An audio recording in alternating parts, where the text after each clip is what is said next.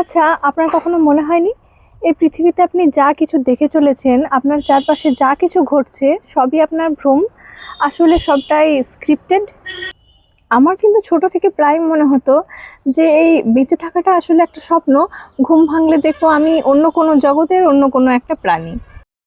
আজ যে বইটা নিয়ে কথা বলবো সেটা আপনার আমার এই মনস্তত্ত্বটা নিয়েই।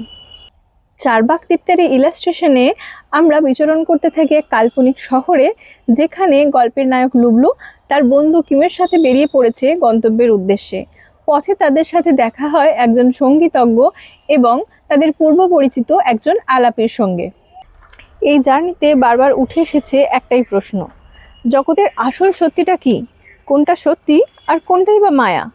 গভীর এই দার্শনিক প্রশ্নের সাথে মিশে যায় আরও অনেক তত্ত্ব। এই বইয়ে গল্পের মাদকতার থেকেও চোখ ধাঁধানো ইলাস্ট্রেশন আর দর্শনের গভীরতাই অনেক বেশি।